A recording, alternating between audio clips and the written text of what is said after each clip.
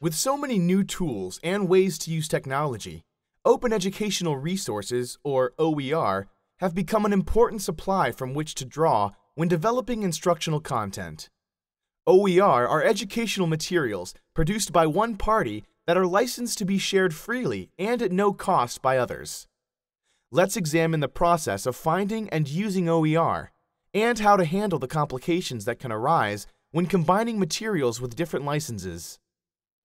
There are many open licenses, but Creative Commons licenses are the ones we will be working with here. So how do you go about finding and using OER? Let's watch Michelle as she develops a chapter for an open textbook on metabolism.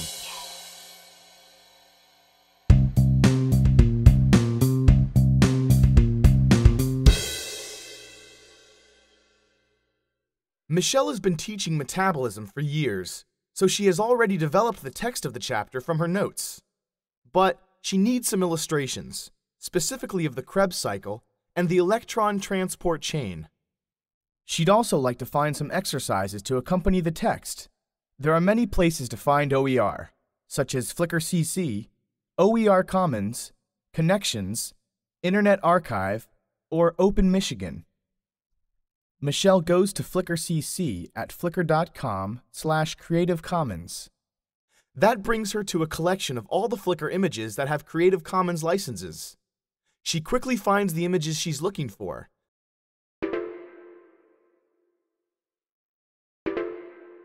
both with CC BY licenses. For exercises, she logs into the Orange Grove, Florida's digital repository where a wide range of OER are available. Here she searches for electron transport chain and turns up some exercise test questions also licensed CC BY.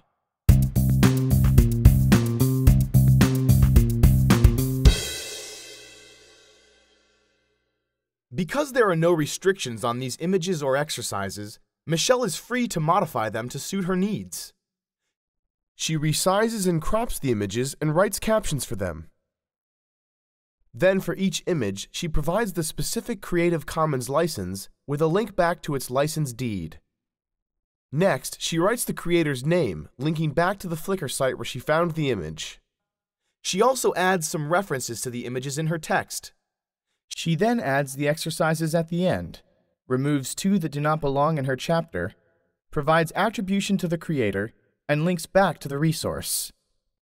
Then she uses the Accessibility Checker utility in Microsoft Word, which spots content that may pose challenges for persons with disabilities.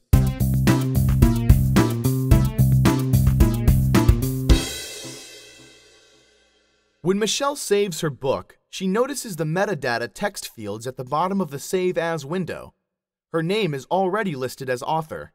She could add more names if she had co-authors. She enters the title and subject, then several tags that describe the content of her work. When Michelle clicks Save, the metadata is embedded in the document.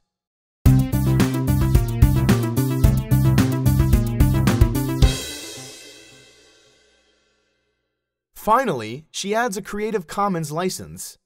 Because the other content she is using has CC BY licenses, the least restrictive license available, she is free to choose the license she wants.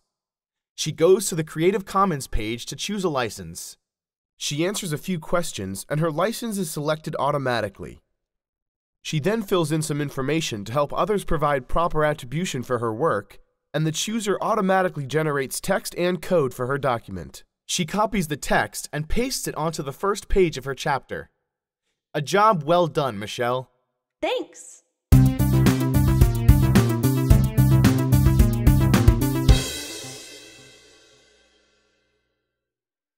Michelle used the BY license, which made licensing her new work easy. But not all licenses play well with others. Let's consider some situations where the licenses being combined are more restrictive. Suppose you are developing a work and you want to use some other CC licensed works within yours. If you adapt or derive works offered under Creative Commons licenses, you must not only follow the terms of the licenses involved, but also choose a license for your work that is compatible with the licenses of the works you are using. If a license of a work you want to use is not compatible with yours, or another work you plan to use, search for a comparable work with a compatible license, or try to contact the rights holder and request permission to use the work under your license. New email.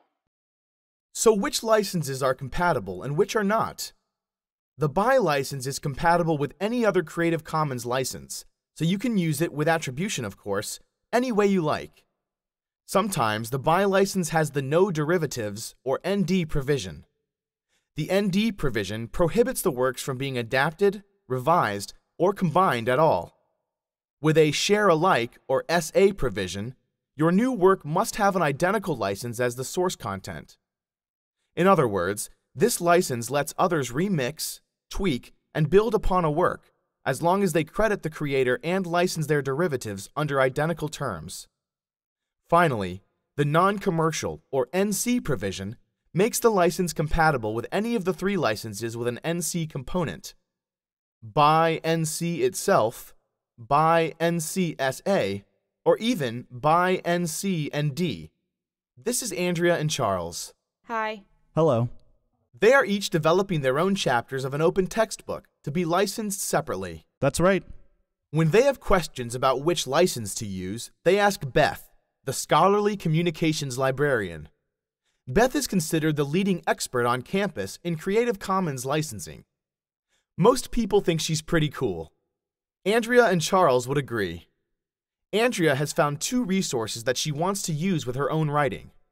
One is an extensive table with useful information for students. The other is a diagram that shows the relationships among complex variables in a way that makes them easier for students to grasp. The table is found in a work with an attribution license. The diagram carries an attribution non-commercial license. She is confident she can use these assets for her open textbook chapter, but she wonders what licenses she can apply to her finished work. Considering the stipulations of the BY NC license, she figures she can use a BY NC, a BY NC SA, or a BY NC ND license. Right, Beth? Great. Now it's Charles's turn. Charles also has two resources that he wants to use with his chapter. One is a photograph with an attribution Share Alike license, and the other is a set of exercises with an attribution non-commercial license. He figures he can cover them both by licensing his chapter with a BY NC SA license. Beth? No way, Chuck. Not unless you obtain permission from the photographer. Share Alike means you have to use the exact same license, and the BY NC license of the exercises won't let you do that. Well, what if I use this resource? BY license? You're good to go.